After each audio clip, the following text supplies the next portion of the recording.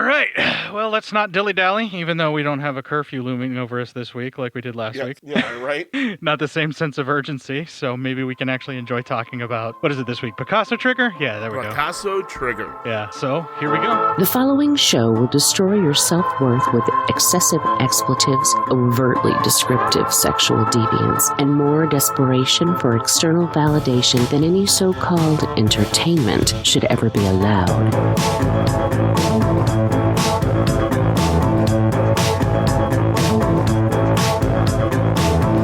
Two talentless losers who are about as insightful and provocative as a comatose jellyfish. CinePsyEP252. A tendency to deprave and corrupt those whose minds are open to such immoral influences, and to whose hands a publication of this sort may fall. So if someone of a dirty bird gets hold of your stuff, and it makes them a dirtier bird, then it's labeled obscene.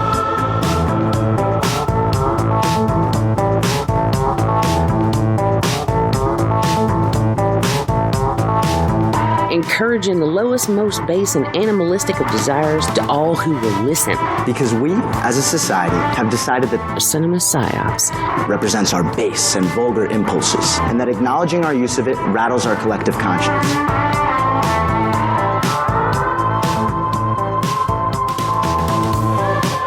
I was trying my best to make a positive impact in the lives of others, but secretly I was involved in a relationship that was taking over my life. CinePsyEP252. It was leaving me wounded and depressed, unable to even manage the relationships that mattered to me. Auditory vermin infesting every aspect of the human condition, spreading their filth and foul disease. The Black Plague of podcasting. CinePsyEP252 with Cort and Matt.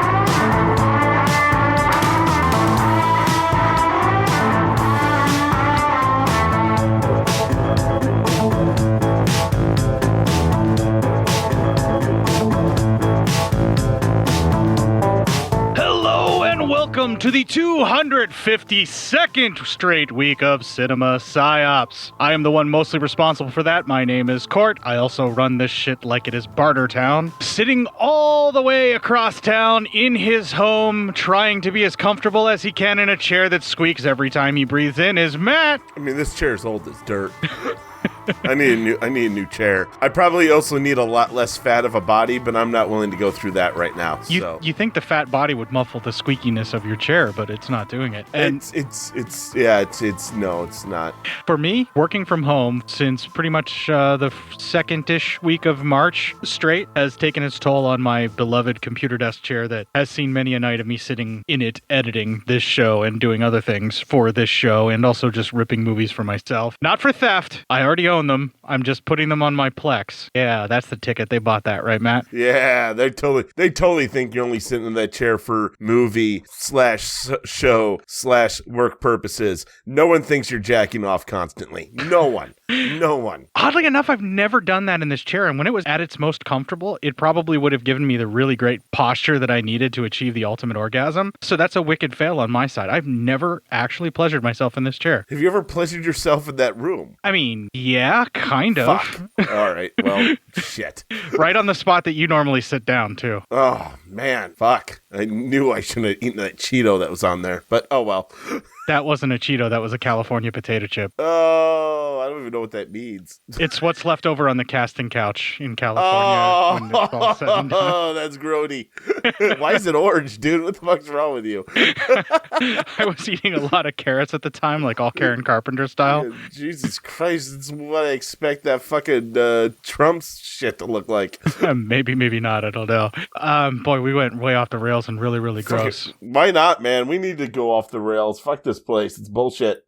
Fair enough, but things are starting to look on the up and up. It looks as though some things are starting to change. While that may be some platitudes and some various things that we were worried about trying to be satiated and put down, also, it seems that the protesters are winning. I mean, they're getting beaten, they're getting hurt and everything, but it's spread globally, and also this civil rights uprising, I mean, it just seems to be gaining momentum where more and more people are showing up. There's no more, like, tourists trying to start riots. There's no more, like, at least as far far as I could tell, the white nationalists that were trying to infiltrate it and delegitimizing it by causing looting and stuff like that. Now it's straight up people that are fighting for their right just to be able to breathe that are left behind now. Yeah, and that's good. The violence part of it seems to be, at least from the protester end or however end, because I don't believe... It was always started by the fucking cops all the way around. Everything was started by the cops. The violence was always started by the police force, and if any looting happened, I'm under a heavy belief it was started by groups pretending to be on the side of the protesters. Right. I believe it was by white nationalists pretending to be Antifa groups. So, well, and the Antifa thing is just being pushed by Trump because he needs a scapegoat, and he's got none because he is the problem in this case. Well, then all these other assholes are like, oh, see, look, these Craigslist ads for people to come to the protest by posted by Antifa. You think Antifa's that fucking stupid they'd use fucking Craigslist? You don't think they would have their own fucking site built where people can go? It's also not an organization like people are trying to make it out to be. You know who does use Craigslist? Fucking rednecks and fucking Nazis and shit who don't know how to fucking use anything. That's who's using it. Antifa's also not really the organization scapegoat that it's trying to be made out to be. It's like basically against, fascist. Anyone who is against fascisms, anyone who hates Nazis is Antifa by default. That's how that works. I don't know why people aren't getting that. It's just become the trigger word, like they use socialism to try and outrage whatever racist conservatives are trying to fight back against this. It's how to scare the baby boomers into keep voting for Trump. Right. And if you can get some other group, that's great too. Well, I mean, everything that I've ever had to say about the police, they have proven me right time and time again. And as you said last week, you're on my side now. So you wholeheartedly actually believe it now whenever I play this clip. All cops are bumbling dummies. To hell with the police. I'm going to stockpile all my guns because cops don't help you. Except for the stockpiling guns, because that cuts into your drinking money. It does, and I can't do that. So if there's ever a real upheaval, let me know how it goes.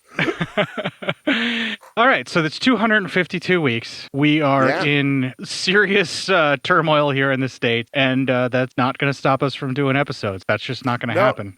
Just think of the simpler world we had when we first started this show. Right, when getting an episode out every week didn't seem like such a big deal or even an undertaking whenever I'm terrified 24/7. Like, that was not even a thing. The terror I had 24/7 before was normal shit, like how am I going to get my bills paid on time? And now it's like, when are the food riots going to start? Because that's coming soon. Yeah, when's the alien landing going to happen? I just think of it like Obama was president. Things were just better. And then, we get a Cheeto. And life The bulk of this show has been under that presidency, though. The bulk of this show has been under his presidency. The bulk of the show has been under, that presidency as well. Yeah. I mean, like, will we even be able to do a show every week if we're in good spirits? I mean, like, is that a possibility? I don't know. I don't know either. That's I think we could. We could be happy and do this show. It's happened before, scattershot here and there, but usually we're not talking about things that make people happy anyway. So I think the answer is, we could be emotionally okay and do the show, but we're not going to be talking about things that make you feel emotionally okay. And by the way, in our lifetime, Earth is not going to, all of a sudden find peace. So we'll have something to bitch about. Yeah, but until things straighten out, we may or may not have to forego the PsyOp news. But our group has been really pushing extra news articles to us that fit our weird, twisted worldview of just strange sexual stuff. So maybe we can squeeze one in this week. Yeah, maybe. All right, well, enough beating around the bush. This week for the Lethal Ladies Full Franchise Fest is Picasso Trigger, which is my second favorite of the three that we've done so far. All right. Hard Ticket to Hawaii still wins better out. than Malibu Express?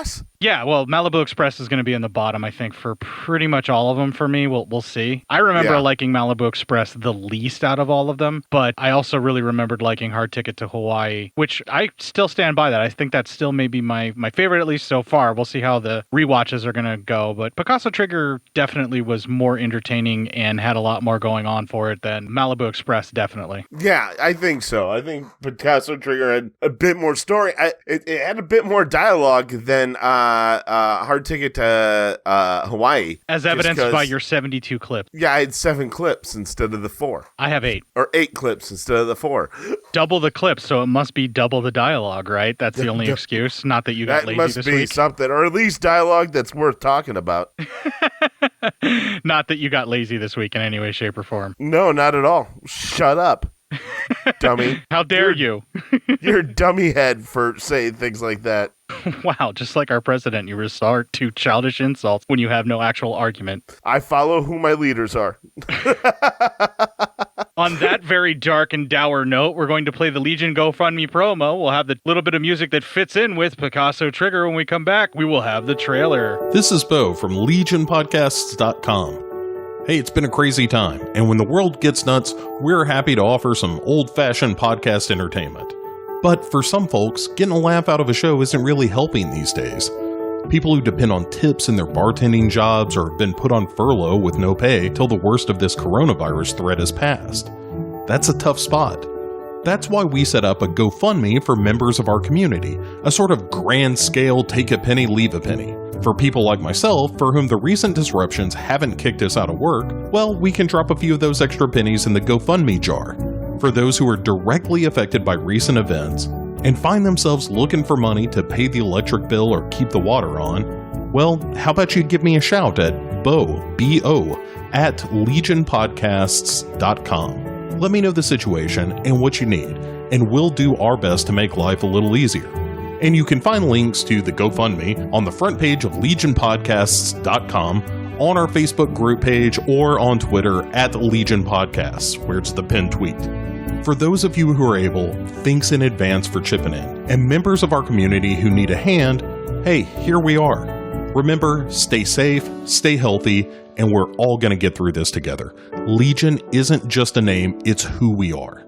Thanks for listening to all the shows here on Legion Podcasts, and we'll talk to you soon.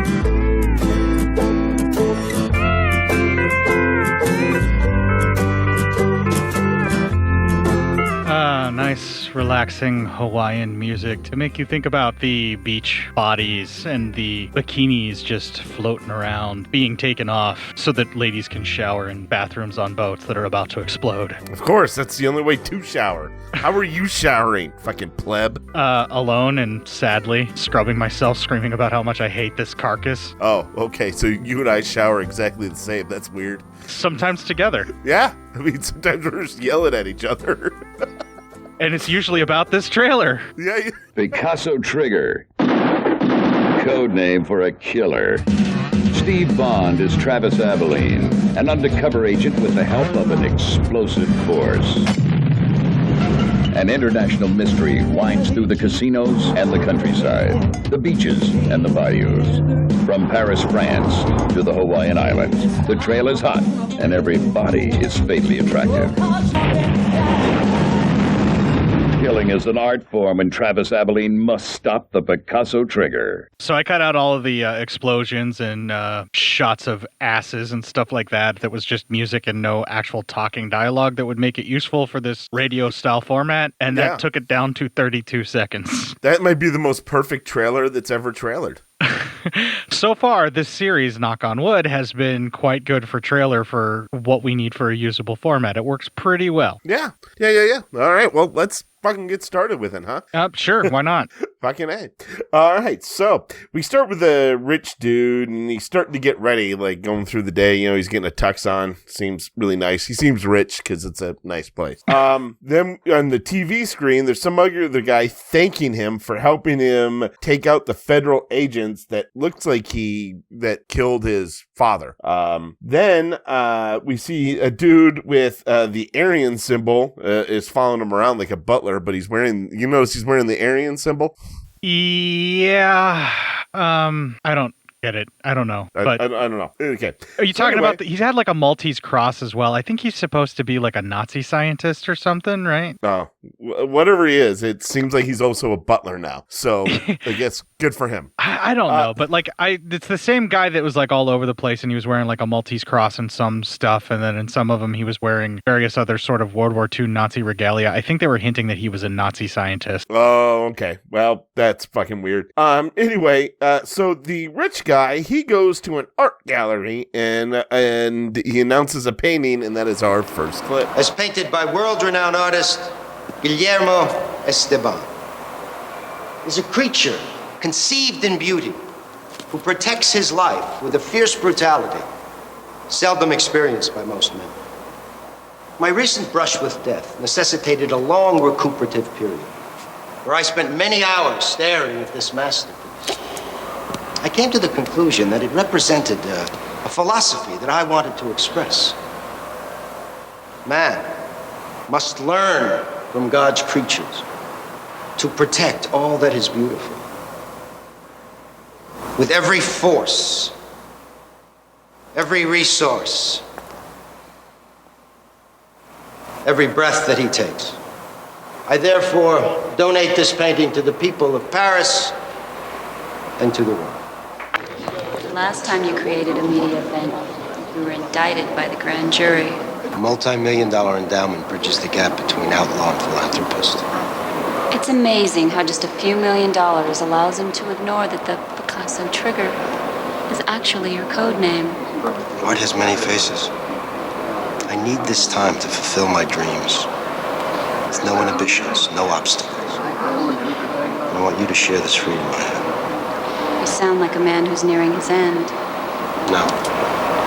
Nearing a new beginning. He'll be around forever.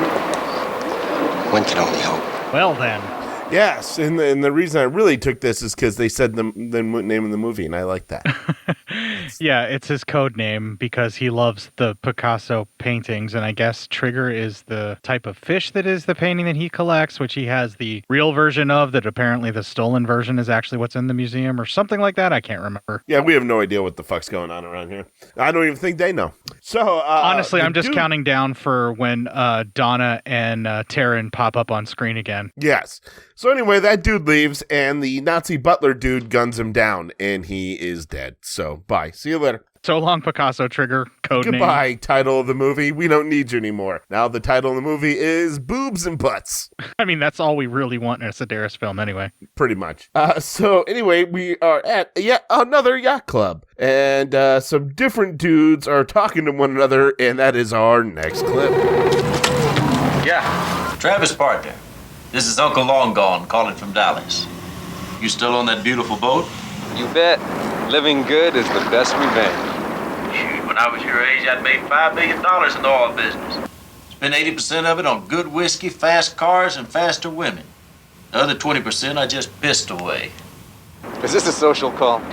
Picasso Trigger is dead. Natural causes, no doubt. Yeah, considering his lifestyle, a bullet in the chest. Any clues to who did it? No, so stay alert. We don't know what'll happen next. Alejandro Felipe Salazar. Gone but not forgotten. Aloha. 10-4. All right. So then we cut to Las Vegas, and two women are putting on a show, like a little show, and it seems like they're, what would be the best word? They're auditioning. I guess. I don't know. I mean, it's a very empty room, and they're doing a very sad cowboy-based routine. Cowgirl. Cowgirl, cowperson, whatever pronoun makes you comfortable. Cowperson-based routine with their assless chaps and bikinis, but it really slows down the momentum that the film had gained up until that point for them to do this dance. And yes, they're lovely ladies, but this was painful. Yes, this wasn't good. I mean, it was some sad stuff there. So anyway, this old dude and his lackey are kind of hitting on the women and telling them, all the shows they could book them for. Also, they wouldn't let them walk past like a couple of possessive asshats. Like they totally block their way. Like they're all in charge and strong, and they're going to tell these women what they can and can't do. There are also two agents sitting there as well. They're talking about how that they can't believe the girls are getting this case and not them. And they talk about how a lot of these girls working for this old dude end up in snuff films. So that's not good. No, snuff is not good. No. So the old dude's lackey, he talks that they have these trackers ready. Then the two agents, again, they're still mad that they've been replaced by the women on the stage. So then the lackey goes and gives the tracker to a waitress, who then gives like these flowers that the trackers are in to the agents. Then these two AIM agents, they drive away and are blown the fuck up, and they are now dead. So. Yeah, we're seeing a lot of the lethal non-ladies getting murdered in these scenes coming up. Yes. Well, we're back at Edie's, so hey, where everyone knows your name, right? Well, there's that, and the sexually harassing maitre d' is nowhere in sight, so Edie's automatically jumps up a notch in my estimation now. Same here. It seems, and you know what? It even seems more packed. Like more people are like, "Thank God you got rid of that fucking creep." He kept touching my wife inappropriately, and I wanted to assault him, but my wife kept telling me it wasn't worth it. And then weirdly, he started touching me inappropriately. And I found it slightly charming. So I decided to say everything's okay. So anyway, then we see the dude who is thanking that agent for killing the federal agents. He's out there. He's buying some stuff, and then it looks like he's buying a couple ladies for the night. And then two hitmen come in and kill a couple who were sitting there, or the couple who he bought stuff for. He leaves, and then these two hitmen kill that couple, and apparently they were agents. Okay, at some point it's revealed that this is happening. I think it's before this hit, but at some point in somewhere, it's revealed that this is happening. All these hits are happening because of the drug lord who got killed in the last film, the Hard Ticket to Hawaii's main baddie. And oh, really? See, I didn't put that together, and so this whole experience watching it for me kind of was just like, I don't know what the fuck's going on, but okay. But I didn't think I really needed to know what's going on because it's a Sedaris film. Right. It's a minor detail that only in a third degree way kind of ties it to Hard Ticket to Hawaii, which is loosely tied to Malibu Express. But because his brother was the main drug lord that got killed in the last one, this main curly haired dude that bought the flowers and everything and has been roaming around and is basically calling all the shots for all these hits that are happening for the lethal agents. Yeah. Because that was his brother. So this is his vengeance. And the big thing that he wants to do is he wants to get all the people that were directly involved with causing the death of his brother. So those two were actually in their conversation they're having at dinner, they're talking about how they're man and wife and they're going to become a man and wife team for lethal or something along those lines, and that they're agents, but they keep it on the down low, and then the guy pays for them to get laid with the yellow reefs so that they know who is going to get killed, and that marks them for death, and then he takes off. And so all of these different hits that are happening are all being orchestrated by the brother of the drug dealer from the Hard Ticket to Hawaii movie. That's why all of this is happening, so go ahead from here and take over. Excellent. Awesome. Then we cut to, it's Donna and Taryn, and they're showering. So just Donna's showering. Yeah, you're right. Just Donna, but that's good enough for me. Oh, we also we need to talk a little bit about the actress who plays Taryn. I'm remiss in missing a few things that Robert Ward, our field reporter, was nice enough to point out to me. That actress is Hope Marie Carlton, and she is in fact the pinup girl that ends up in Joey's waterbed and gets him to jump down into the waterbed in part 4. Oh, really? Yeah, and then Freddy drags him under and kills him. Right. So apparently she was at some point in time a Playboy model, as most of these ladies that end up in the Sedaris films were. And she was actually a pinup in the Playboy that Joey was reading at the time when he fell asleep. And that's why she ended up in the water underneath the bed to kill him and everything. And she's got one hell of a career. She's done a whole bunch of fucking movies. So having said all of that stuff that I had to say, in this movie, I reassessed my particular view about whether or not I was having the hots for Hope Marie Carlton a little bit more than what I did in the last movie. And now I want to go back and watch Hard Ticket to Hawaii, which features her a lot more prominently, if you know what I mean, and I think you do, because I definitely have more of appreciation for her. However, all of the shots of Donna Spear in this film, major thank you movie. And you're about to describe one, so I will now acquiesce the floor to you, sir. All right. Well, anyway, a nice little Donna shower there, and that's nothing to shake a stick at. Well, then, there is a certain stick that you could shake it to that. Yeah, well, yeah, I meant the bad kind of stick. That you don't shake that at this. And depending on who it is, any stick can be a bad stick. So that's plenty of qualifiers. You're good. Yeah. All right. So anyway, then the drug lord blows up their frickin' boat, and then we cut to the rancher, and it's important to talk about how the boat got blown up. They go and they're going to get samples for some aquarium guy that works for Lethal as well. He's flying a model airplane, which is like a callback to the model helicopter that was dropping off drugs and then also bombs, as well as the RC cars. They love model airplanes and stuff, or Sedaris does. I think that's something that he's really into. Well, it makes sense to strap a bomb to a model car or like an RC controlled car because you can drive it right up to where you want, and most people don't perceive that as a threat until it's too late. As evidenced by... And I get that, but I'm just saying, it seems much like, you know... Yeah, I'm sure he had a hobby, and that's why he wanted to use some of them. Maybe he was, blowing up old ones to be able to have the budget replace the new ones that he wanted to buy or something like that. Who knows? But it also is kind of a fun little thing to add in because at the time, these were still relatively new and very, very expensive pieces of equipment to get these kinds of... they're still pretty expensive to this day. Right, and especially like as detailed as some of these are, they're like pretty serious replicas like that. It was like a World War II biplane, wasn't it, that they were flying to blow up the boat or something? Yeah, something like that. Yeah, and they actually comment on it when they're off away from the boat that, what's that plane circling the boat for? That's kind of cool. Who's playing with that? And then it crashes into it and it explodes it, and they're happy to be alive and they go hide. Yes. So then we cut to the rancher, and there's some dudes in a black van watching him. The rancher has a man take his Jeep to go check on like some of the property, and assassins blow it up. So then the rancher calls our main guy Travis, and that is our next clip. Travis, it's LG. Now listen and listen tight. Someone tried to kill me this morning. They think I'm dead, so I'm laying low. I'm gonna need you over here to help me with this. You start tonight. Female agent's arriving from Paris. She'll be in Dallas by the time you arrive. Her name is Pantera. Spent the last couple of years undercover with Salazar, and she knows all the players. Show her some hospitality, Texas style. I'll be on the next plane out. No, it's too public. Contact the professor and take his private jet. I'm going to plug into Washington with my computer. And meet me tomorrow morning at Big Pines Lodge on Caddo Lake.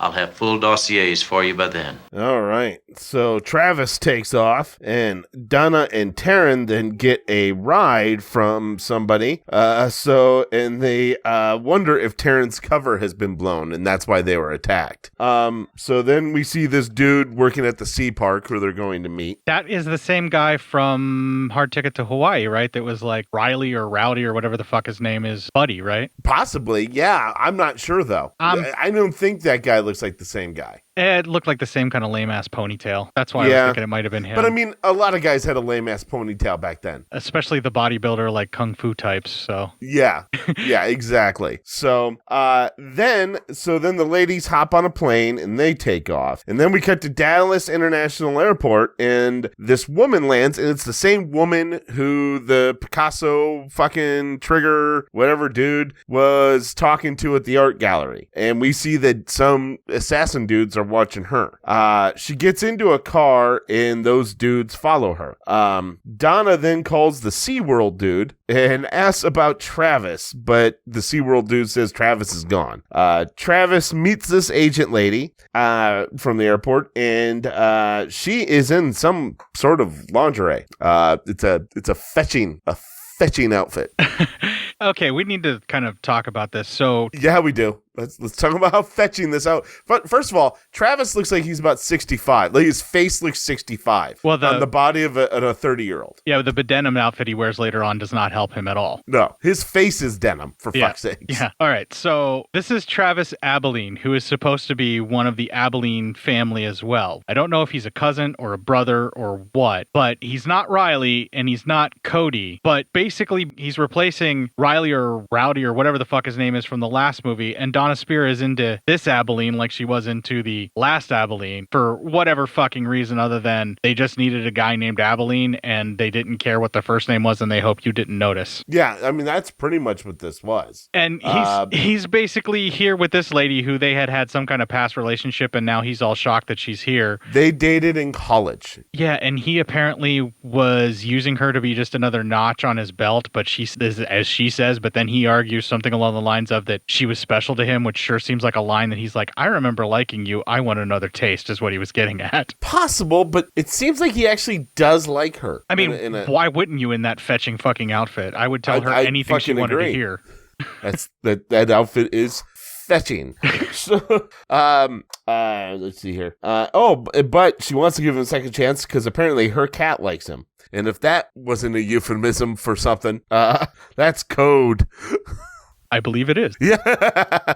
They head on out into a honky tonk and have some dance time, and this is just fucking god awful to watch. Okay, I'm glad you felt the same. I'm not a fan of honky tonks, but this was very, very seriously the kind of line dancing awfulness that became part of honky tonking culture, where it was literally just pop music with a slight twang over top of it so that people could line dance to it. And then worse than that, they get done with the dancing part or the line dancing, and then those two go out on the dance floor. At least if they would have tried honky tonk dancing or line dancing, that'd be something. But then they just start dancing like they're in a normal nightclub, and you're like, what the fuck's going on around here? I'm guessing they didn't even have music to work off of because that happens a lot in movies. So they probably were just dancing to some other type of track and then they matched it up later to this, because what they're doing reminds me of Crispin Glover's Spazzo dance in Friday the 13th Part 4 that he did to Back in Black, which makes more sense to Back in Black than it does to... I'm not saying it was good. I'm just saying it makes more sense to Back in Black than it does to the song that they played over top of Crispin Glover's dance in Friday the 13th Part 4. Yes. So out at the bar, they make out a little bit, and they say how even during her wedding, she loved him. So that's kind of bullshit. I mean, she got married to some other guy just because this guy wouldn't marry her, even though she didn't love the other guy. That's kind of bullshit, man. That doesn't make you a good person in my book. Yeah, but it makes for great drama between the two of them, that they're like this, not necessarily unrequited love, but this two ships passing in the night love story that they can include into the film to make you feel for her character more, and also to make you think that maybe they're meant to be, and all of that kind of stuff. It's a shortcut, it's a hack, but in real life, that makes you a piece of shit to do that, to marry someone else when you're in love with someone completely different. Agreed. Totally agree. So anyway, but then they go home and they bone. In a weird circumstance, like he gets to play with her boobs and have them all up in his hands, but we don't get to see them. They never drop her top in this sequence. She's always got that fetching outfit on. And I was actually really mad about that. I mean, I don't feel like I deserve the right, but I'm like, what? Wait, what? I don't think I deserve it. I just wish we could have. And then also, you're quite mad that he was able to touch them, but we weren't able to see them. That's what I'm mad about. I'm more mad at him.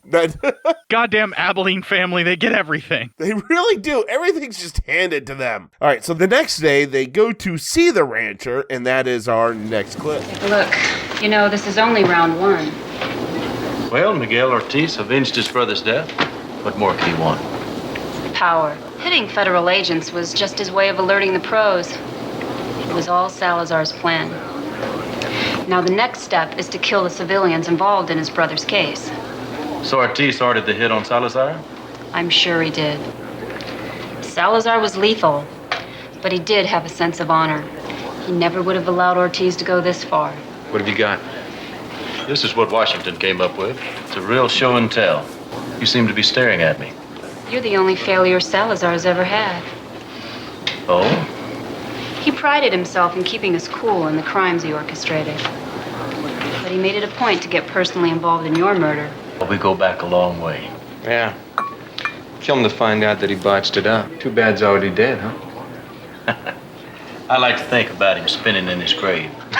All right, so then as they're talking, two dudes come walking in. They kind of notice this, and they know they're going to have to get the fuck out of there. So the rancher and Travis, they hitch on a boat to make the two guys chase them. The other girl, she gets on her own boat and kind of follows them. There's a pattern in these films thus far, but it's really obvious in this movie. Have you noticed that the more qualified agents are the females, and yet all of the males are constantly brushing them aside, going, I'll handle this, I don't want to put you in danger. The females are also putting their lives on the line as being agents, so they should be there as well. And then the men are always inept at what they do, and the women are always the ones that know what they're doing, and yet they're still allowing themselves to be brushed aside. Agreed. Yes. And then here's the other thing that seems to be the common theme. As the boat chase, there's a shootout, and Travis can't hit shit. So much like every other Albaline that's ever lived, Travis doesn't know how to use a fucking gun. How do you get to be some kind of like super secret agent in a super secret Daddy's agent? fucking money. Is it that? I mean, that's the only thing that I can think of. Privilege, man. Right. You can't pass a fucking test to save your ass, but at least Cody had his martial arts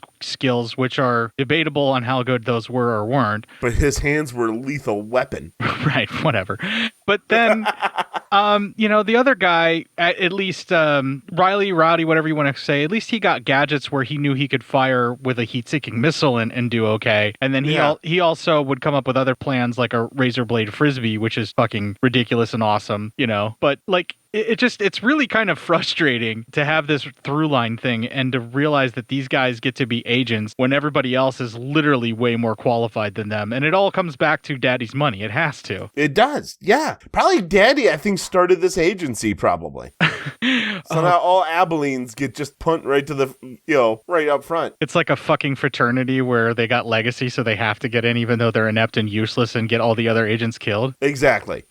It's a real Archer situation up in Lethal. Yeah, I think so. It's a real Archer situation. That is exactly right. Except for Archer could hit shit with guns, and he was like that idiot savant who actually failed up. Well, yeah, that's the funny thing about Archer. When the shit hits the fan, he's a total murder savant. But everything else about him, he's completely fucking useless. Well, yeah, exactly. Like, he could fight anybody, he could shoot anybody, all that, but being a human being, he's worthless. Yeah, interpersonal relationships are where he fails miserably. Actual tact and spycraft, he sucks horribly at. Killing motherfuckers like it ain't no thing, he doesn't even have to try. Yeah, exactly. So anyway, the rancher takes out one guy, and then the lady takes out the other. So Travis just sits there like a shithead, and then we cut to Travis calls the SeaWorld dude and tells him to have Donna and Taryn and himself get to Vegas. So all three of those have to get to Vegas from fucking Hawaii. That's a hard ticket to go from Hawaii to Vegas. Yeah, it's a hard ticket.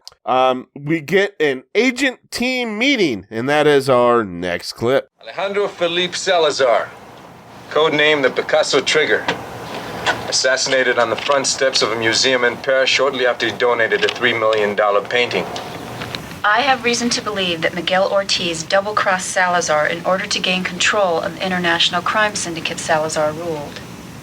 Panteras tipped us on the second stage of Ortiz's plan.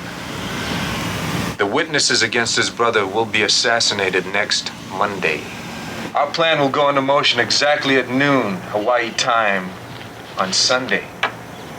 If we're not precise, our targets could scatter and we could lose a valuable advantage. This guy's Toshi Lum. He's the network's link to the Far East. He takes care of the smuggling and the money laundering operations. Toshi's living quarters are in the penthouse of his office building. We can set it up. It'll be tough, but I can handle it. These two are Glenn and Chavo. They're henchmen for Charles William Patterson. He's the backbone of a white slavery operation that spans half the globe. Patterson's perversion is his sadistic participation in snuff films. Lally is his most recent victim. I'm sure we can lure Patterson out of hiding. Glenn and Chavo work for him. They're at the club for every show. I'll hang with the girls and tie up any loose ends. This beautiful guy's Miguel Ortiz, international drug smuggler and avenger of his brother's death. Although it seems that vengeance has taken a back seat to his desire for power. we suspect that he's the one responsible for Salazar's death. The guys you're looking at here are Ortiz's personal bodyguards. He's never without them. And these two gentlemen patrol the outside perimeter of the estate. Donna, I want you and Taryn to handle Miguel Ortiz. Travis, Miguel Ortiz is the most formidable of the group. I thought he would be your assignment. I believe Travis gave out that assignment to the best man for the job. And I use that term figuratively, of course. Nothing personal, Donna. Good, but- let's keep it that way. Donna, can we not let our emotions get the best of us, please? Same to you, buddy. Travis, where will you be in all of this? I want to be with you. We'll station ourselves at Salazar Estate on the North Shore of Hawaii. Why? What's the point? He's dead. It was his base of operation. Something may erupt, and if it does, I want to be there. Pantera, you leave tonight on the 10 p.m. to Honolulu.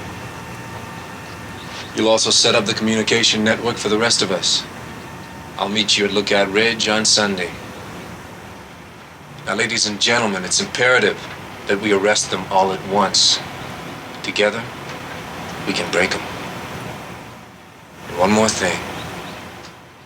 Expect the worst. All right, this is kind of interesting. This is about 34-ish minutes, so not even the full halfway point whenever this clip comes in. And this meeting is setting up the plot for essentially the rest of the movie. And then, like, in an Avengers Endgame kind of thing, you have to go off into all these different locales and points in time. Well, the same point in time, but all these different locales. Because they're trying to synchronize this, like, basically this hit to arrest all of these guys in this entire organization all at once. And it's really fucking ambitious for a Sedaris film, and we'll see as the plot unfolds how that works out for us. Exactly. Well, then Donna and Travis go off to the side, and they're talking in a different room, and she doesn't like the lady that, Travis just boned. States that she was a criminal at one point in time. Then they're talking a little bit more, and as he's making a drink, Donna just gets nude, and so boobies, and they bone. Okay, so he asks her if she is jealous, and she says, of course not, there's not a jealous bone in my body. He goes to fix a drink, and by the time he fixes a drink and turns around, she's completely naked and presenting her body to him and asks if he wants to check for a jealous bone in her body. And I'm thinking, yes, you fucking do. Yeah. Check it. Also, I'm not Travis. Why did that fucking Abilene get the fucking Travis? All I'm saying is I wouldn't take his word for it, so if the character of Donna would also allow me to check her for jealous bones in her body, I would very much like to do that examination. I would suggest that. I think that's perfectly reasonable. I mean, you always need to get a second opinion, right? I think so. I think that's only responsible. It's a responsible thing. Second, third, fourth, maybe a fifth opinion. Who knows? Who knows what's going to happen? It's a lot of fun. Stop trying to edge in on this, dude. No, I'm already in. So, okay. Cut to, it's Friday. We know because the movie told us on the screen. Very nice. Taryn takes a plane to visit Jimmy John during a golf tournament. So we'd see Jimmy John again. And Jimmy John sucks at golf, apparently. Like, really bad. He's like my level of golfing at this point, which is bad. I think this was just an excuse for Andy Sedaris' cameo because he's playing him and trying to show him how to golf, and they're playing a game of, like, for betting. And I think Sedaris is playing the same role that he was in Hard Ticket to Hawaii, where he's the sportscaster guy. But from what I can tell, it looks like he's dropped a little weight for this movie. Yeah, I thought he was a little bit skinnier. I recognized him, but I thought he was a little bit skinnier. Yeah, and from what I could tell, I think he maintains that weight for a good portion of his life that he dropped it down to, because all of the behind-the-scenes footage of him where he's introducing the films and stuff that are on the DVDs and or Blu-rays, they look pretty much like he does here. So, I mean, he looked about the same. The weight might have fluctuated a little bit, but I think it was for health reasons maybe that he dropped that weight. Yeah, that's why I'm trying to drop weight. That's still why I'm trying to drop weight, even though I'm trying to convince myself it's also for vanity. Yeah, right. So then we cut to Donna and Travis get close on the jet. They're on a jet. And they're getting close. They're, come on. They're talking. They're loving one another. That's fine. I love how he tries to invite her to the Mile High Club, and then she corrects him that it's actually 7 miles high at this point. And then he repeats, well, we'll just have to do one for each mile then. And she goes, you think you ready or something? And then that's how they coda that scene where it just kind of ends with them getting ready to boff off on the plane. Yeah, exactly. Not as impressive to be in the Mile High Club, by the way, when you're on a private jet. I mean, anybody can make that happen on a private jet. Not that takes impressive. no skill at all. Yeah, if you're not doing that commercial, then I don't know what to tell you. Yeah, if you're not doing that on a commercial flight from Coach, I'm not impressed. Yeah, exactly. So then the agent girls in Vegas are approached by the criminals, and they want them to do a harder court show. So then we're back on the plane again, and Donna and Travis find pics of this original agent, the Picasso Trigger.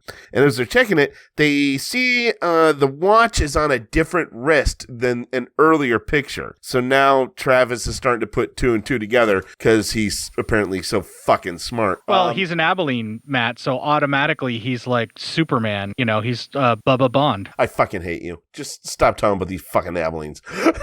It's the Hatfield McCoys. Well, it's the Psyops versus the Abilenes. We don't like them. We would definitely lose that fight, even though they can't shoot for shit. I was about to say, what else are they going to do? We would have to stay really far out of range and fight them with sniper rifles and stuff. That's the only way the Psyops crew could beat the Abilenes, because they've got the money to just send wave after wave of pawns to die at our feet. That's true. They could. And the Abilenes would do something like that, in my opinion. They're not that bad. They just bathe in privilege that you'll never know, and it makes you extremely jealous. Yeah! Duh! That's fair. I'm just saying. Then we cut to Jimmy John and Taryn Bone. So thank you. Here is where I realized that I was remiss in not enjoying Hope Marie Carlton more on screen in the last film. So I may need to go back and watch Hard Ticket to Hawaii again. Yes, that may be something that has to happen because, like I said, thank you, movie. That was she was also wearing a fetching outfit. So anyway, there's a professor and he's making a killer remote control car and then a boomerang that can be fitted with an explosive for the ladies. So this professor must be the agent's kind of their cue. Yeah, but this is also the guy that's wearing the Nazi regalia too, right? No. The guy with the Nazi cross is the other guy's butler. They looked exactly the fucking same to me. I couldn't tell the difference. One was the good professor guy was skinnier. Okay. Yeah. And the other one was a bit shorter and stockier. But you are correct in which they had kind of the same face and they definitely had the same haircut. It was a gray flat top. See where you missed the point of the movie where what was this guy doing to kill all these agents? Why was he doing it other than just being like supervillain? Yeah. I totally missed that those were different people. I thought it was the same guy playing both sides. I'm like, what the fuck? It seems to happen during these Sedaris films. I've noticed since doing them, we've both missed something about something. Right. I mean, we've missed some sort of just like little thing. It might not even be that important, but it's still just something, you know? So then we cut to the SeaWorld dude and Edie are working out, and then she strips down to shirtless. So again, thanks, movie. Then we cut to Travis is getting a weapon crutch. It's a crutch, but it's apparently like a gun or something. Yeah. Okay, so they're trying to do the Bond films level of gadgetry, which on the extreme low budget that this is at, the only thing I can think of comparatively would be the Agent for Harm. There was a pilot for a TV show, I think, that ended up being a really fucking great episode of MST3K. Did you ever see it? I did not see that one. Okay. Pretty much the same level of stuff, except they were trying to sell it off as like awesome and actual technology and, you know, cool tricks and stuff. Whereas in this movie, they're almost literally looking at you going, yeah, we know this is dumb, but go with us on this. We're just having fun. Just, hey, if you hang in there for another 15 minutes, there's going to be some more boobs. So just hang in there. Hang in there, everybody. They're like, you're not here for the fucking shotgun crutch. We know that, but just enjoy it. Don't try to be an asshole. But don't be a prick about it, and maybe we'll show you more boobs later. Yeah, exactly. So now we cut to it's Saturday. We know the movie just told us. I always love those titles that tell us what day we're at. Exactly, right? Donna and Taryn are watching the assassins. Now they're being their own little spies. And then Edie and SeaWorld dude, they infiltrate the bad guy's building. And they're pretending to be like people from the phone company. Then two agents in the Vegas show, they're doing very well. And then, one actually helps bathe the other. And then, the other decides to hit the hot tub. And so it's just a lot of boobies in here. Okay. These are the two cow person dance routine ladies, right? Yes. All right. These are the first appearances of both of these actresses in this series. I don't know if they show up later on or not. I can't really recall. But I just will say this, the brunette lady in the hot tub really kept my attention the entire time, and I got rather frustrated when they cut away from her for anything other than the lady taking a shower. Yes, I would understand that. That is an understandable thing you're talking about right there. I was mesmerized. I'm like, okay, these two ladies may be absolutely terrible at doing the dance routine thing that they were trying to have them do. That's not their fault because good Lord are they fetching, and I can't stop staring at them when they're not wearing that terrible cow person outfit. Yes, this is true. Then the movie tells us it's Sunday. So that was a pretty active Saturday. I mean, they hot tubbed all day. Hey, man, have you ever hot tubbed all day? That's a lot of work. So Donna and Taryn decide to take off. Then we saw the bad guys are watching the Vegas ladies. They're watching their show. They're putting on a show. And one of their kind of boss guy, who's a different bad guy, he likes the show. He's enjoying it. This is also the guy who's heavily into the snuff films, apparently. Well, he must like lots of painful, terrible things then. It makes sense why he's into them, but he's also trying to rope them into the snuff ring, I think. So he's just imagining the horrible things he wants to do to them because he likes to be the one that does all the torture killing part. Exactly. The guys find a SeaWorld dude in Edie, and some fights ensue, and the dude does a Boston crab on one guy, and then plucks out his eyeballs. But we got a legit Boston crab. Rick the Model Martel would have been proud. Yeah, they do a Boston crab on the guy whenever he's fighting because the dude's like twice his size. And then he does this like fold up like ab press thing to get to the guy's eyes, and then he gouges him out, which was also relatively impressive, although kind of lame at the same time. Like I knew the physicality it took for that man to do that. But at the same time, I'm like, yeah, like he wouldn't just drop you on your fucking neck and break it right there. What the fuck? Right? I don't fucking get that one. And this is another incident of a fight where he pushes the lady out of the way and he's going to take care of it, but she dispatches them much more efficiently and better than he did. Exactly. Well, then we cut back to the Vegas show, and those showgirls take out some guns and they blow the bad guys away. One of the girls is shot, and then the bigger dude who's kind of overlooking the two agent girls, he comes out and kicks the living shit out of the guy who shot the girl, and we find out the girl who was shot is going to be fine. I think that the gentleman that was sort of like their backup was a Mr. Universe winner or something like that, one of those muscle contest things. I can't remember exactly. I believe he was one of the same guys who in Malibu Express who mocked it, the Abilene in the gym for being a scrawny dude. Yeah, and then later ended up being one of the guys that he had to face with Mauser too. Yes, exactly. Yeah, but he shows up in a couple of these Sedaris films as well. I'm just trying to, I'm pretty sure it was a Mr. Universe, and I don't remember the actor's name off the top of my head, but you could totally see in this sequence why he won, because his muscles are more prominently on display here than they were in Malibu Express for sure. Yes. Well, and then SeaWorld dude, we cut to him, he gets into a karate fight. And then the eyeless dude, he gets back up. He's not dead, but he has no eyes.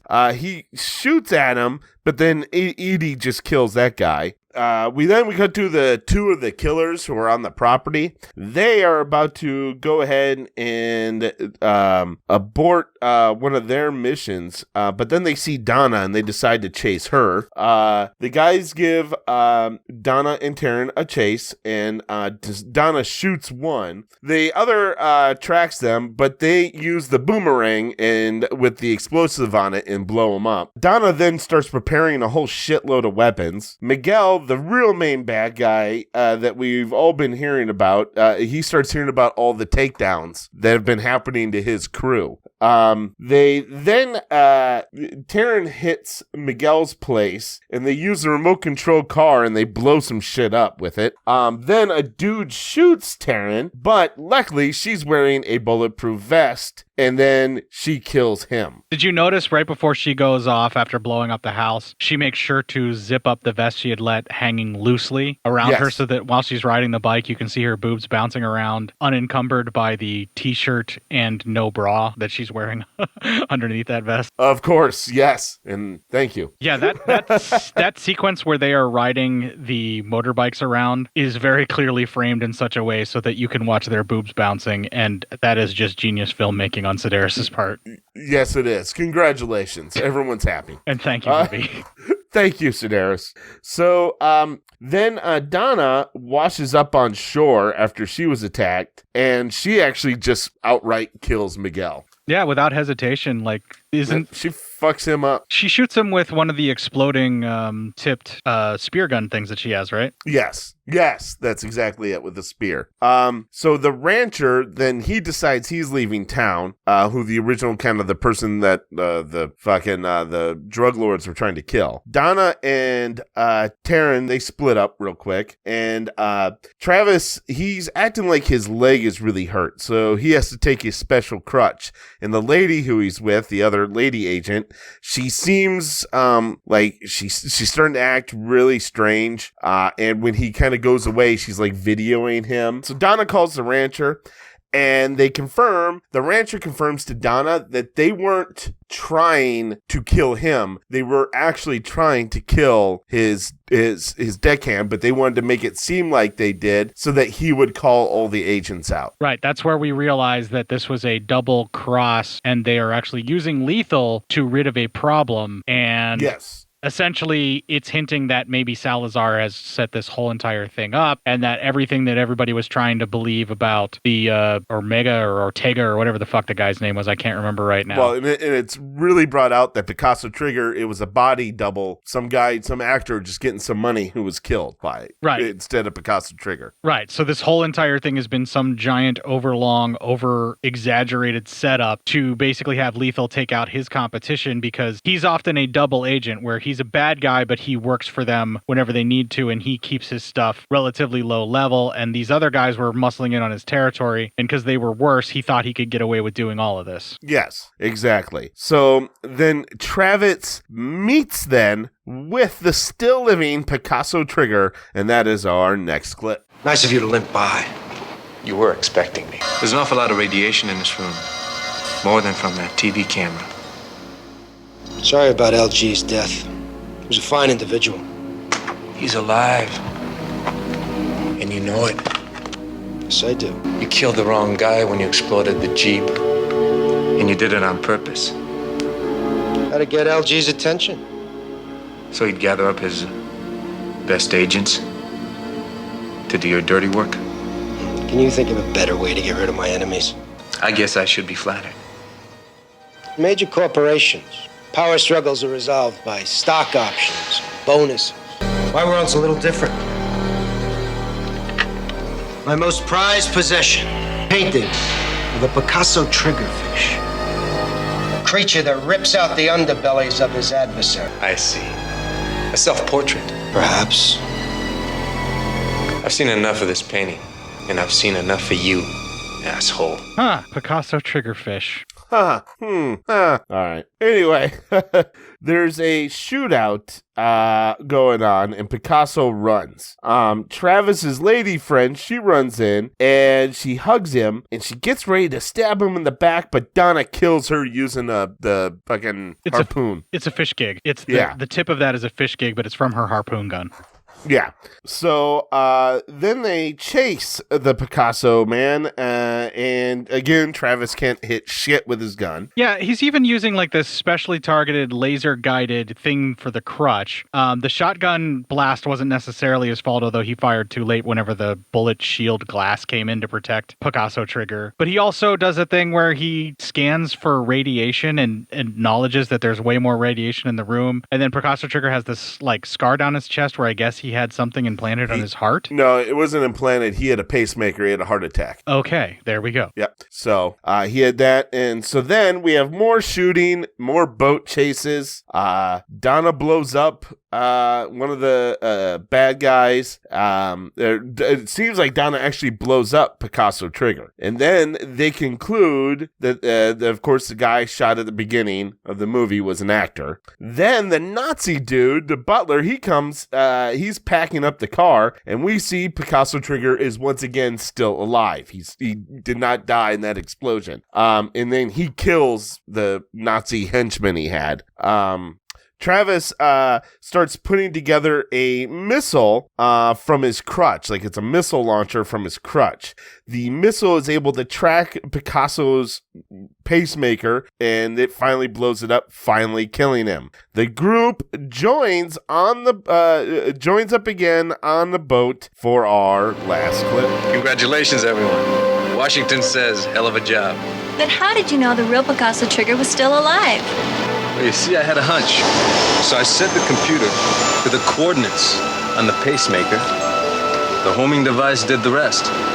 You see, the Picasso Trigger set us up to kill off his competition. Pantera was a double-crossing bitch. She was working for Salazar the whole time. I knew that. You knew that? Yeah, I knew that. Professor, we couldn't have done it without you. Professor, you have fantastic instruments. You noticed.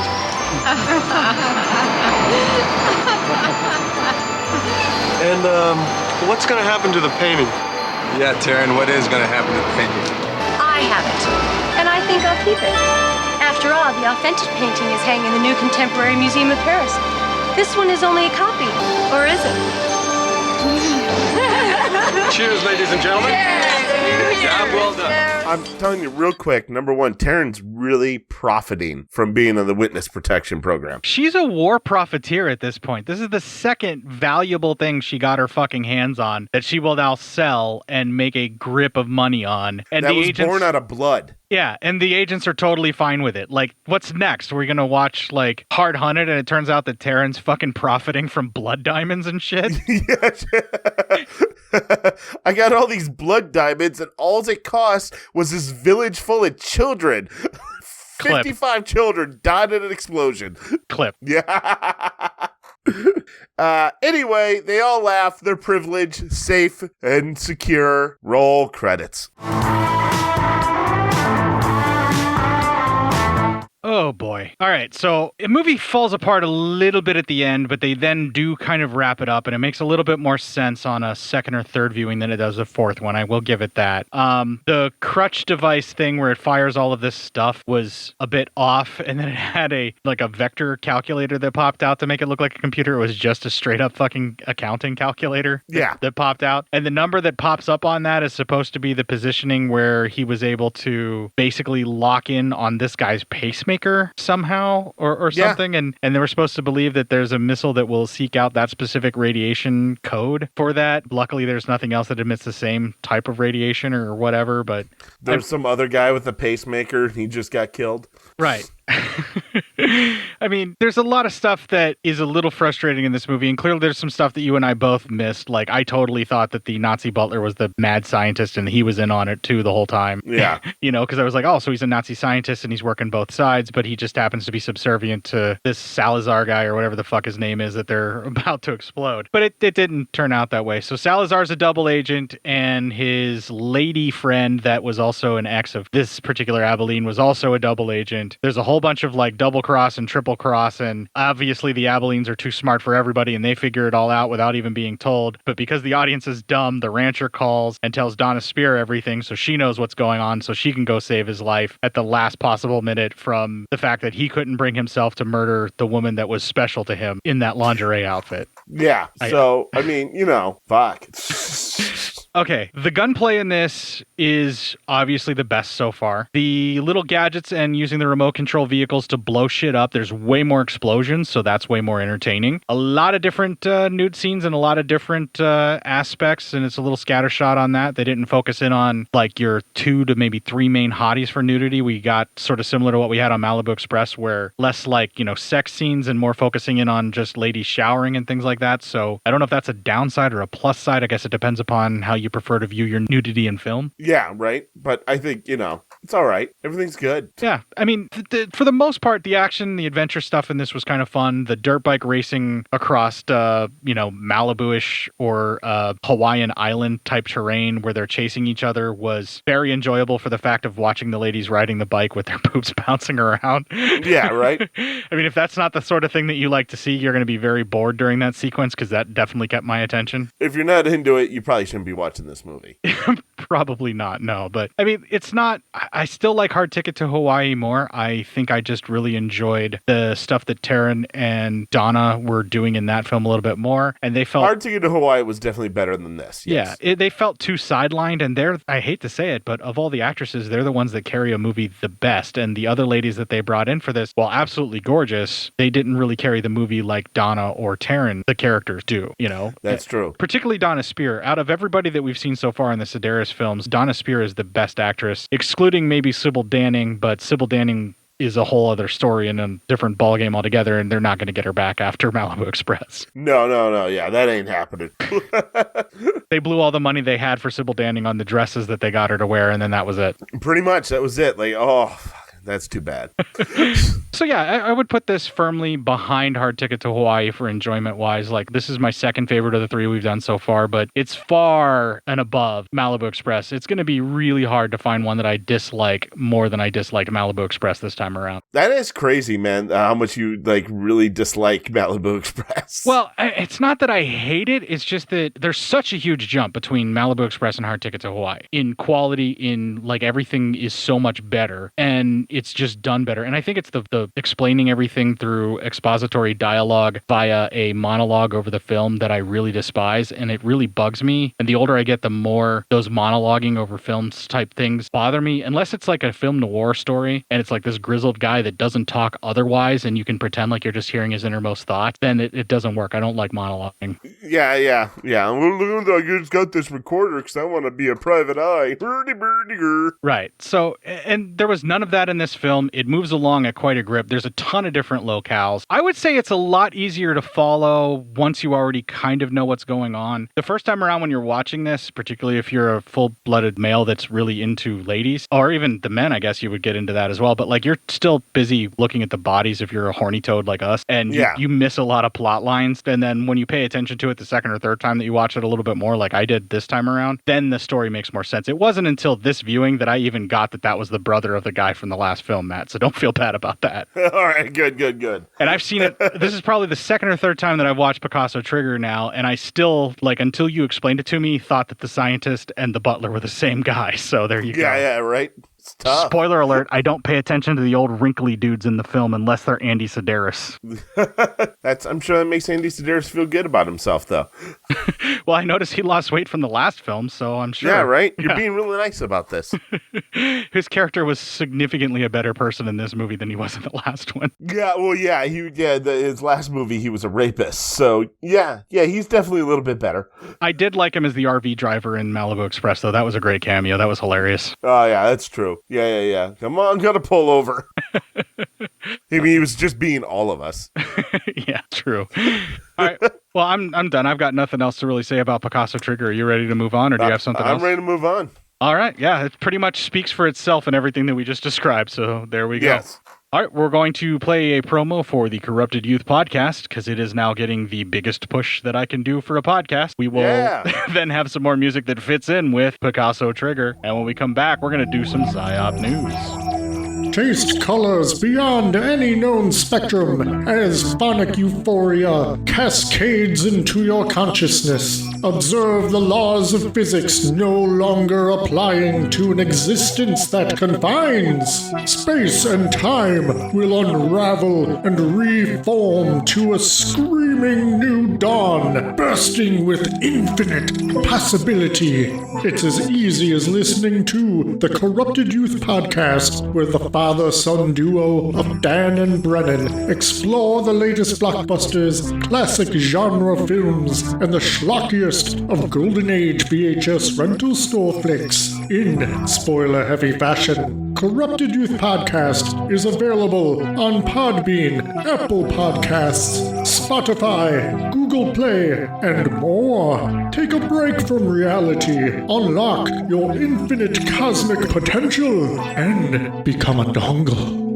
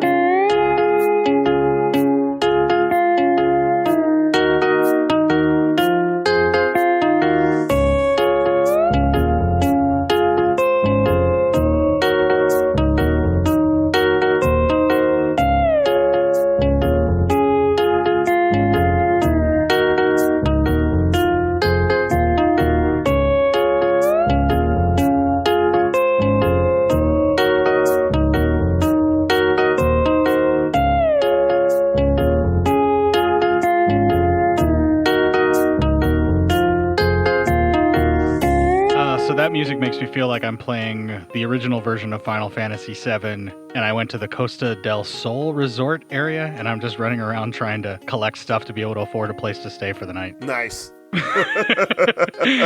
That's about as nerdy of a reference as I can muster at this point. You did very well there. I'm proud of you. Well, Matt, make me proud of you and give me some psyop news.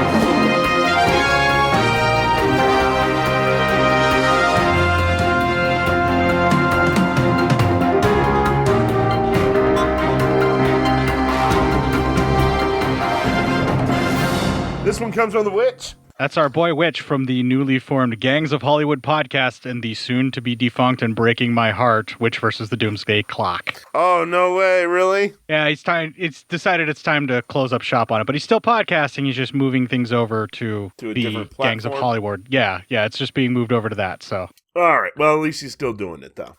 So, man 30 baffles doctors after x-ray scans find a 61-centimeter charger in the man's bladder. Oh, gosh. If you want a fear boner. Doctors in Assam, India were left baffled after finding a 61-centimeter phone charger inside a man's bladder. Did he stick the needle down his pee hole?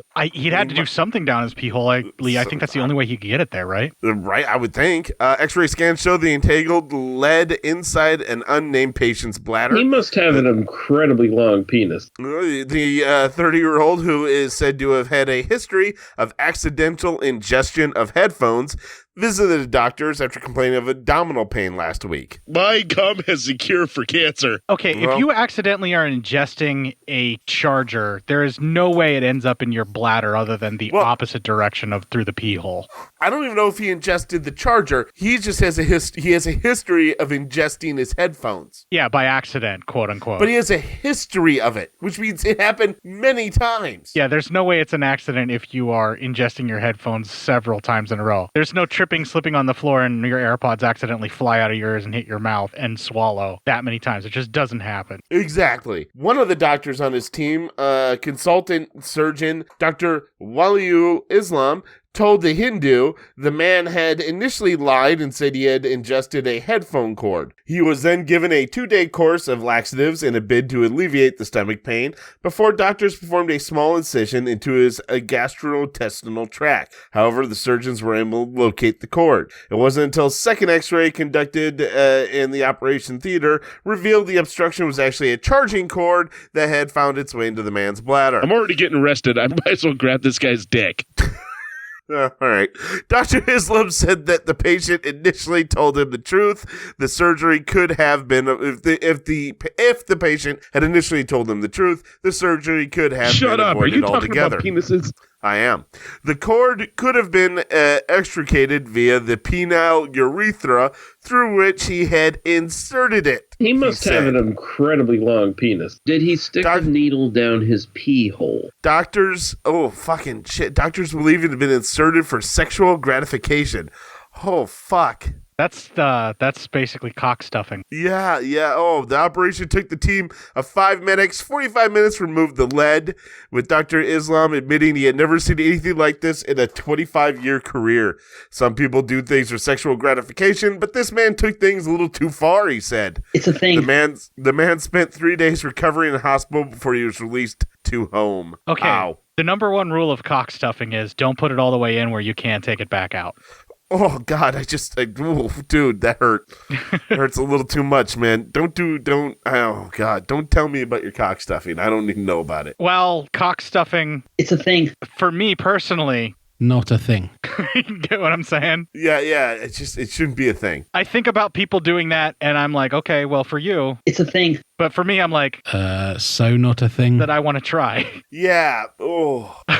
I was made aware of that a long time ago on a road trip, actually, in a friend's car. We were on our way to visit the Night of the Living Dead cemetery in Evans City. And he brought it up that was a thing that he had heard about. And he was like, Google it real quick for an image search. And we proceeded to try and gross each other out by showing each other pictures on the phone of the scans and or x-rays of what it looked like after the said cock got stuff. Oh. And I will tell you, it's something you will never unsee if you've seen, like especially like backwards forks and things like that people have been able to fit inside of themselves through the urethra. It's disturbing. Yeah, it sounds like it. Yikers. I can't even picture it. Like just thinking about the pain of what that would cause, it's really uncomfortable. It does not seem good. Tears are good lube. That's kind of true, I guess, yeah. Shut up. Are you talking about penises? Yes. I have the most confused erection right now. Now, clearly this gentleman that is the subject of what we're discussing here has some type of, like, I want to say pica for when he's, like, swallowing or he ends up with losing his headphones, apparently swallowing them. But I think what he's been doing is sticking electronics into his nethers and pretending like he just swallowed them and that's how they passed back out. And in this case, he tried the front access entrance of the urethra and found that it was causing him severe amount of pain that he couldn't get that back out on his own. And perhaps he was too embarrassed to admit it because of the way that people like you and I are reacting to it. Or maybe forcing them to figure out how to get it out of him in the first place is like part of the thing that he enjoys. Yeah, something like that. It doesn't seem to me like a healthy sexual outlet because he is doing damage to his body and causing himself severe abdominal pain. Yeah, there's no way that's definitely not healthy. I mean, I'm okay with you wanting to stuff. That's fine. But like, do it as safely as possible and try not to damage yourself and get things lodged into your body permanently. Because then I think I'm cool with it. You're in Albert Fish territory if you start inserting needles and stuff into yourself and then you can't get them back out and they're stuck. Oh. I'm not into it. Oh, it's so terrible. Oh. So for Matt, he's like, that's not a thing. Yeah, definitely. Yeah, definitely. You're okay it's with other people. For me. For other people, you're like, it's a thing. But for you, so not a thing. Yeah, exactly. No, yeah, you nailed you nailed the nail on the head right there. Let's do another news story since we lacked everybody last week. We'll give them another one. All right. Let's do another one here. This one's from Alan McPherson. That is Chef Al, I believe in Nova Scotia. I think it's Halifax. Correct me if I'm wrong, Chef Al. I apologize. All right. More arrests over 200 million worth of meth found in bottles of sriracha chili sauce. Oh, this is perfect for our discussion about sriracha last week, right? Yeah, right. 2 people have been arrested in Australia as part of an ongoing investigation into the seizure of more than 300 million in Aussie money, US 198 million, of methamphetamines concealed in bottles of sriracha hot sauce. Because who's going to go looking in sriracha hot sauce for anything? Yeah, especially when the drug, also known as ice, put ice in the hot sauce, was found on October 15th, 2019 by Australian Border Force officers inside 768 bottles of hot sauce in an air cargo consignment that arrived from the U.S. into a Sydney freight depot. Testing found the bottles contained about 880 pounds of methamphetamine with an estimated street value of close to $200 million U.S. As part of the investigation, 5 people were arrested and charged. New South Wales Police has now arrested 2 more people in connection to the money laundering and drug supply investigation. All cops are bumbling dummies. A 21-year-old man was arrested during a vehicle stop on Victoria Road, West Ryde. A 50-year-old man suspect was also detained at an intersection of Bellevue Avenue and Victoria Road. You can't pay your bail? Well, I could probably fix that for a blowy. The younger suspect was later charged with knowingly dealing with the proceeds of a crime.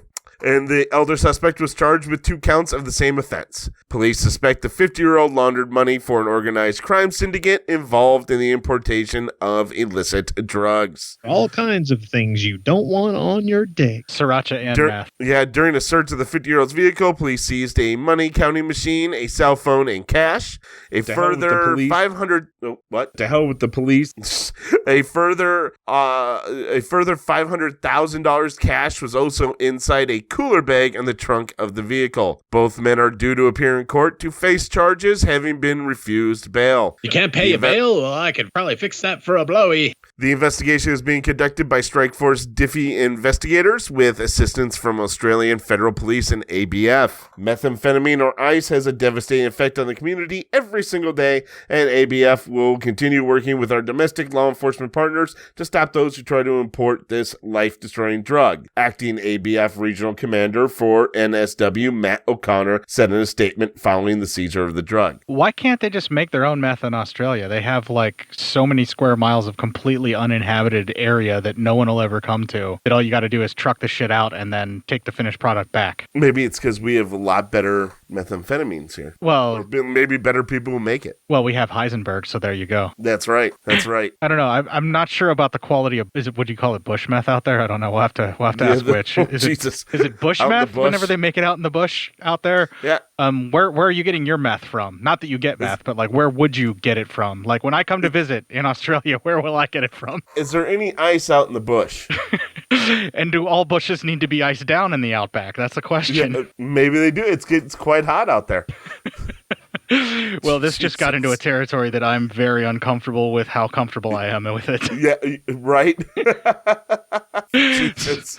So we're going to just cut this off here before it gets any worse. The news story's done, I assume. Yes, the news story is done. All right.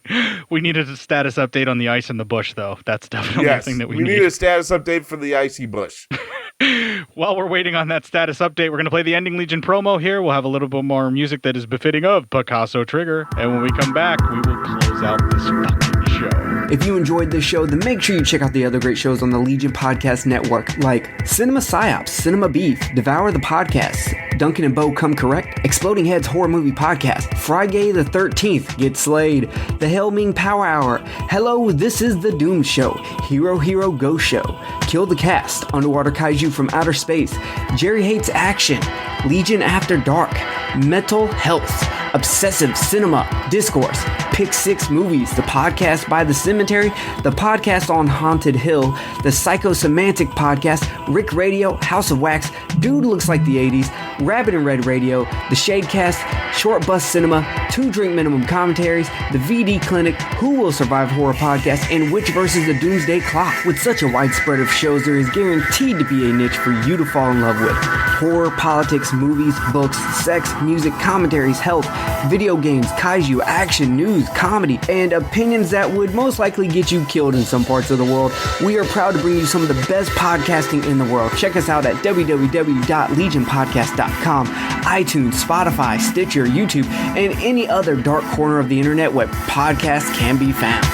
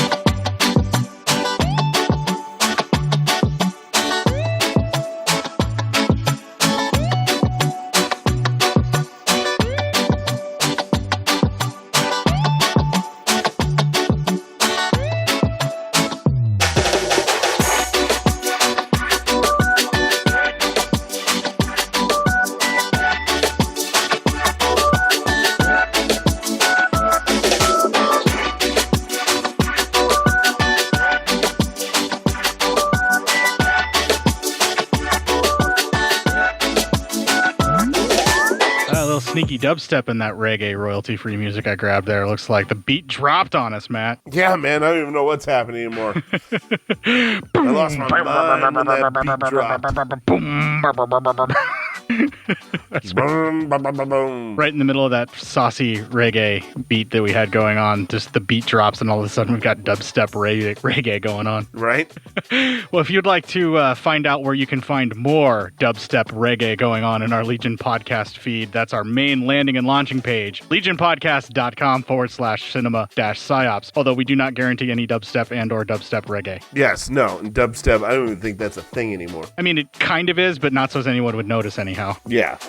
There is, however, the main landing and launching page there at the address I gave you, legionpodcast.com/cinema-psyops. That's where all of our episodes drop in step and are dubbed. Yes, I like all my dubsteps dropped in that page. We're going to bring dubstep back. No, we're doing it. No, we're going to leave dubstep where it belongs, wherever it went to. You got to bring it back. No, you absolutely can leave it wherever it turned out. Now, where you're going to take a lot of your memes or any things that you want to share for the group to laugh at and have a good time. Hey, man, I just want it to be funny. Whatever it is, just make it funny. That's in our Facebook group, just Cinema Psyops. That's all you got to look for. You're going to find it. That's the Facebook group. Having trouble locating it? Find me on Facebook. I am Cort Psyops, or find Matt on Facebook as Matt Psyop and ask him where the group is, or ask me where the group is, because Matt will probably just direct you to the wrong group anyway. I will. I'll probably just tell you that you got to talk to fucking Cort. You can email feedback to Matt and tell him he needs to be able to find where his own fucking group is, psyopmatt@gmail.com. I know, it's where Cort is. Yes, I am the group and the group is me. I am Legion. Hear me roar. Well, the podcast network is Legion, but I'm Legion in my brain, like the possessed demon in the Corinthians. I don't remember where Jesus confronted that guy. Doesn't fucking matter. You want to email feedback to me and tell me where it was that Jesus confronted that guy that said he was the Legion of Demons? I'm cinemapsyopscort@gmail.com. You can send me all the Bible facts you want. Chances are I'll just laugh at you. Oh, thank God somebody is. Fuck them. You can also tweet a couple of tweets to a couple of twats on the hate-filled shitfest that is Twitter, although it's become much more hospitable now that I have unfollowed a lot of people. At Cort_psyop for me, and at psyopmatt for Matt, although he is rarely, if ever, on that. I can't remember the last time I saw you tweet as psyopmatt. Twitter is... I don't tweet at all as anybody. But you could also just hang out with me and all the kids on the Instagrams, where I am cinema_psyops. That's where I reshare all of your tasty ass memes that you either put on Facebook or specifically in our Facebook group, and I decide to repurpose them, or if I just come across them and decide that it needs to be shared with all of the people because they are our memes, that's where they end up on our cinema_psyops feed on the Instagram with all the cool kids. Yes, all those cool kids that love their social media posting. We love our influencers, don't we? I don't know how I feel about influencers, but maybe you should kick the fuck out of them and this weekend make it your bitch.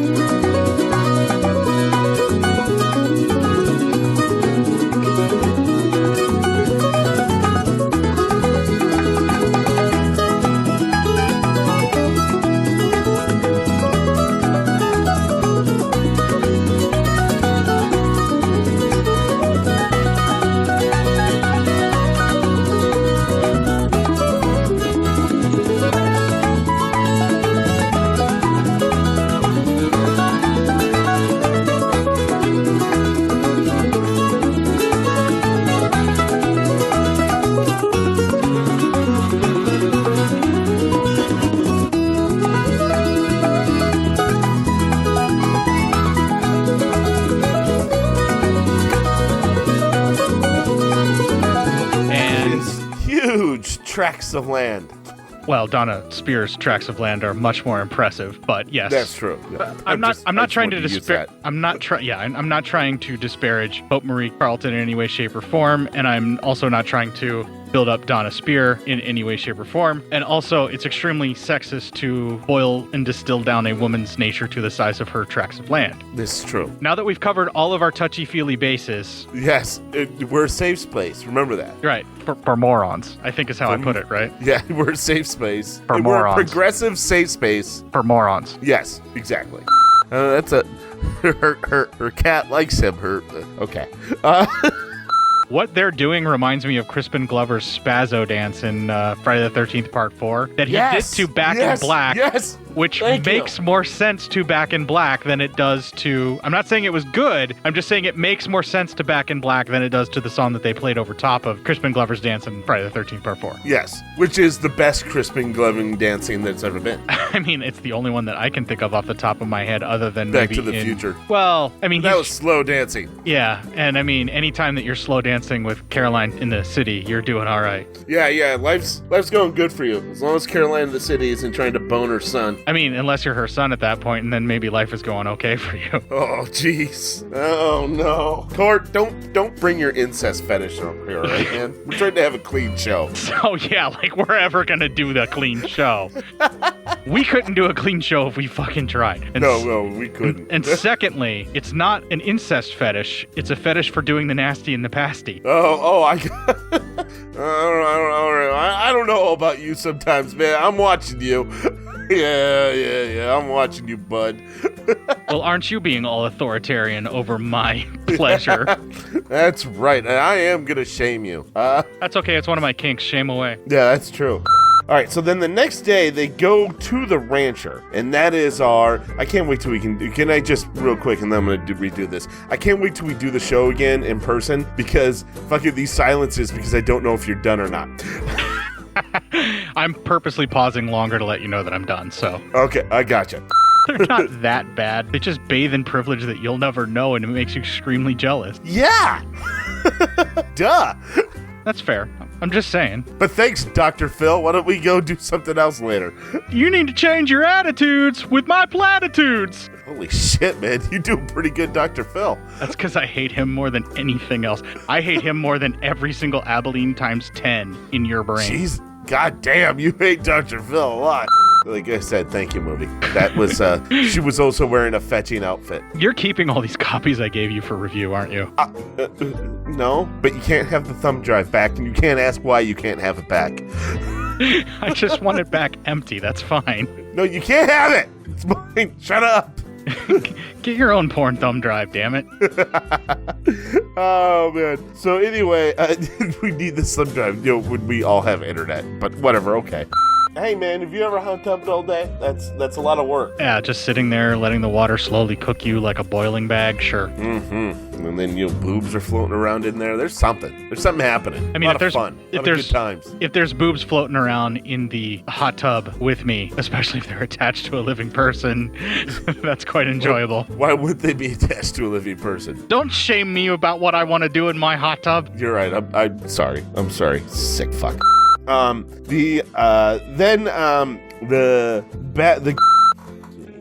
on 1 second. That's okay. I need to see what clip we're on. Alejandro Felipe Salazar. I already played that one, so that's good. We only got 2 left from what I can tell. Yes. Cool. Sorry, hold on 1 second here. But they use the bangerang with the explosion, and then they blow him up. It's boomerang. You want to hit that again? Yeah. They use the boomerang and with the explosive on it and blow them up. Side note, a bangerang is an awesome place to visit in the Reprisal TV series available on Hulu. Bangerang? That's a real thing? In the Reprisal series in Hulu, it is the end-all, be-all of places to go when you want to have a good time and no restrictions on that good time. Nice. I still like to call it a bangerang because it did have an explosion on it, or an explosive. Well, boomerang works too if you think about it. It's literally No, that's boom. true. It's boom. Yeah, you're right. Donna calls the rancher, and that's our next clip. Nice of you to limp by. You were expecting. There's an awful lot of radiation in this room, more than from that TV cam. Sorry about LG's death. He was a fine individual. Hold on. He's alive. Are we missing something? Let me try the clip that was 6 that I thought we already did. Let me pull that one back up. Maybe that's what it is. Okay. Maybe I jumped the gun on 6. Alejandro Felipe Salazar, codename the Picasso Trigger. No, this is a meeting. Assassinated on the front steps of a museum in Paris shortly after he donated a 3... Yeah, that was 6, and the one that I just played is 7, which is where Cody limps up to confront them. So you don't have the call on a clip unless that's your clip 8, and maybe you're out of order here. Congratulations, everyone. Washington said... Nope, that's the end, so you don't have a clip for that one. Fuck, did I accidentally delete that? Because I thought I had that. That's okay. I got the gist of the call. We can skip the clip and we'll just do it. Yeah, all right, hold on. 3, 2, 1. Oh, shit. Let's see here. What do we got? Hold on. What's with all that asshole creep? Right? This one comes from That's the witch, so rephrase that. Oh, okay.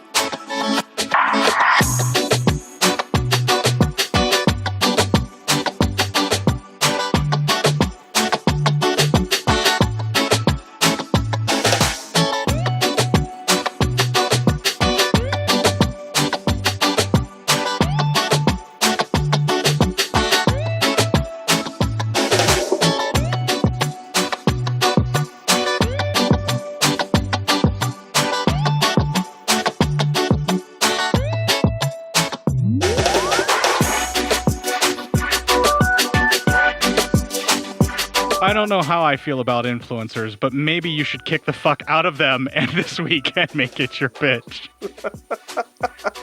Nice. I'm inciting violence, I guess? Right, maybe? I don't know. But I'll go ahead. I'll stop my recording so there's no more evidence of it. That's a perfect place to end the episode.